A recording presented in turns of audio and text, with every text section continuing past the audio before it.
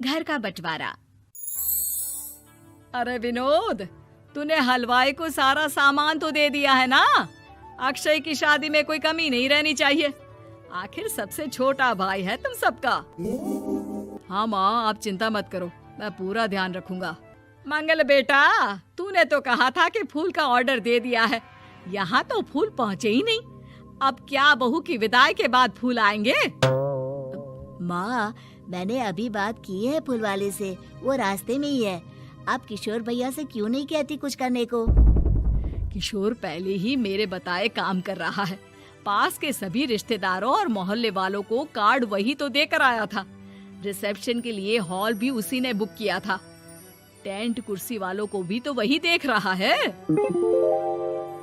पर कई मोहल्ले वाले तो हमारे भरे पूरे परिवार से जलते भी है, उन्हें बुलाने की क्या जरूरत थी?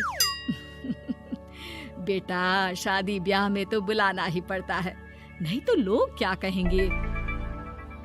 दादी दादी देखो ना, हलवाई अंकल हमें लड्डू नहीं दे रहे, आप इनको डांटो ना। अरे चैन सुख दे देना बच्चों को लड्डू, क्यों तंग कर रहा है इन्हें? बीबी जी, मैं कहाँ मना कर रहा हूँ, लेकिन लड्डू बनते ही ये बच्चे उठा उठा कर खा लेते हैं। अरे मैं तो इन्हें थाल में रख के परोस भी नहीं पा रहा। भागो, अब कोल्ड ड्रिंक पीने चलते हैं। भागो भागो, अब कोल्ड ड्रिंक पीने चलते हैं। जैसे कि आप देख रहे हैं, आज इस घर के सबसे छोटे बेटे अक्षय की शादी है। घर में बहुत चहल पहल है। कुलभूषण की बीवी कमला को फुर्सत ही नहीं है कामों से, लेकिन कुलभूषण और घर के बाकी लोग कहाँ हैं? आइए देखते हैं। अजी, आप यहाँ आराम से बैठकर गाने सुन रहे हो और घर में अभी तक इतने काम बचे हैं करने को। अरे भाई, मेरे सबसे छोटे बेटे की शादी है, इसके बाद तो मैं अब चिंता मुक्त हो ही जाऊंगा। और फिर घर में तुम हो, बेटे बहुएं हैं, तुम लोगों के होते हुए मैं क्यों काम करूं? मैं तो शान से बेटे की शादी में जाऊंगा तैयार होकर। अरे ठीक है, अब आप आराम ही कीजिए। एक बार अभिषेक की बीवी आ जाए, फिर मैं भी आराम करूंगी और मेरी चारों बहुएं पूरे घर की जिम्मेदारियां संभाल लेगी। इतना कहकर कमला वापस अपने काम में लग जाती है। बेटा भी, तू अब तक तैयार नहीं हुआ? किससे बात कर रहा है फोन पर? तैयार कैसे हूँ? सैलून जाने से तो आपने मना किया है, क्योंकि मुझे हल्दी लग चुकी है। भाभीयों को देखो, सुबह से पार्लर में है। अक्षय की शादी हो जाती है और नंदिता बहू बनकर घर आ जाती है, लेकिन इस घर की खुशियों को मानो किसी की नजर लग गई थी। नंदिता के आने के बाद आए दिन घर की शांति भंग होती रहती। अपने माँ बाप की इकलौती बेटी को इतने बड़े परिवार की जिम्मेदारियां कहाँ संभालनी थी? अभी देखो ना, मेरे हाथों की मेहंदी भी अभी नहीं उतरी है और तुम्हारी मम्मी ने मुझे घर के कामों में लगा दिया। मैंने सोचा था कि घर की सबसे छोटी बहू होने के कारण मुझे सब पलकों पर बिठा के रखेंगे, पर यहाँ तो पलक झपकने की भी फुर्सत नहीं मिलती। देखो नंदू, शादी के पहले ही मेरे घर वालों ने तुम्हें और तुम्हारे पेरेंट्स को बता दिया था कि मैं जॉइंट फैमिली में रहता हूँ, तो फिर अब ये शिकायत क्यों? और फिर तुमसे पहले मेरी भाभियाँ भी तो आई थी शादी करके, उन्होंने तो कभी कुछ नहीं कहा। नंदिता तब तो चुप हो जाती है, लेकिन ऐसा बहुत दिनों तक नहीं चलता। अरे नंदिता, माँ बाबूजी की दवाई का टाइम हो गया है, उन्हें दवाई दे आओ और उसके बाद सबके लिए नाश्ता बना देना। पर भाभी, मैं तो अभी अपना फेवरेट सीरियल देख रही हूँ। प्लीज मेरी जगह आप कर लो ना ये काम। ठीक है, मैं तेरी जगह माँ बाबूजी को दवाई दे आती हूँ और नाश्ता बना लेती हूँ। तू मेरी जगह पूरे घर की डस्टिंग करके 5 बच्चों को स्कूल के लिए तैयार करके भेज देना और दोपहर का खाना बनाने के बाद कपड़े धोकर सुखा देना। उसके बाद हम दोनों मिलकर बाजार जाकर सब्जी ले आएंगे, फिर डिनर की तैयारी कर लेंगे और उसके बाद बस भाभी, मैं माँ बाबूजी को दवाई देकर सबके लिए नाश्ता बना देती हूँ। ये भगवान, ये कहाँ लाकर फंसा दिया मुझे।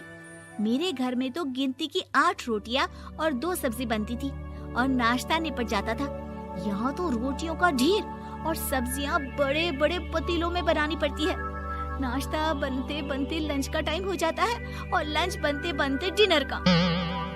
अभी मुझ में तुम्हारे पूरे परिवार का नखरा उठाने की और ताकत नहीं बची। मैं ऐसे नहीं रह सकती। अरे तो क्या चाहती हो तुम? मुझे अलग रहना है बस। तो ठीक है, हम कल ही शिफ्ट हो जाएंगे किराए के घर में।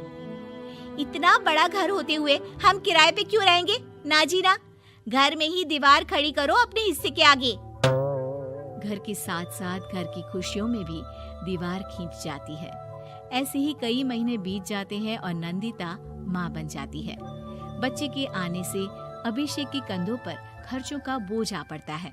अभिषेक का बोझ कम करने के लिए नंदिता भी पार्ट टाइम जॉब कर लेती है, लेकिन इससे उसके सर पर नौकरी, घर और बच्चे की जिम्मेदारी बढ़ जाती है।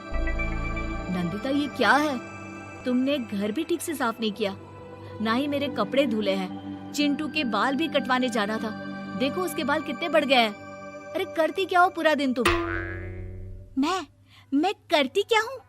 तुम्हारा नाश्ता और लंच बनाने के बाद चिंटू को डे केयर सेंटर पर छोड़कर आती हूँ, फिर खुद ऑफिस जाती हूँ।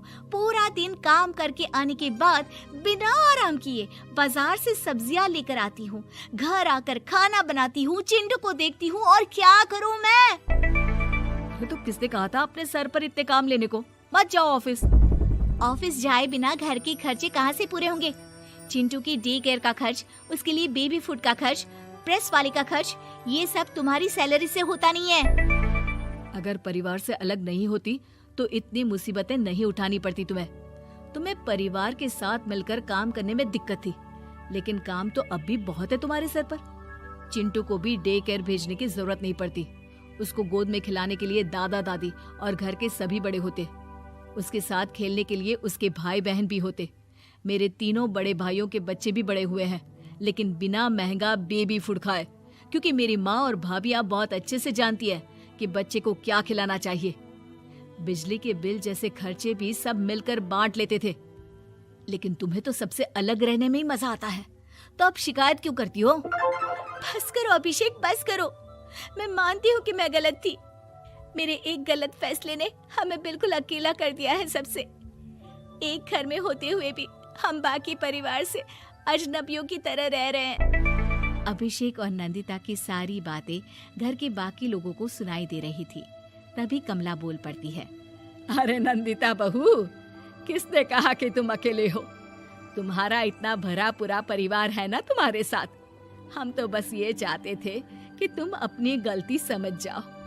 अगर हम तुम्हें समझाते तो शायद तुम ना समझती, लेकिन अपनी गलती का एहसास तुम्हें खुद हो गया है, तो अब तुम समझ चुकी हो परिवार में एक साथ रहने का मोल क्या होता है। मम्मी जी, मुझे माफ कर दीजिए, अब ऐसा दोबारा कभी नहीं होगा। अरे माफी बाद में, पहले मेरा पोता जरा मेरी गोद में तो दे, और तू जाकर सबके लिए चाय बना ला।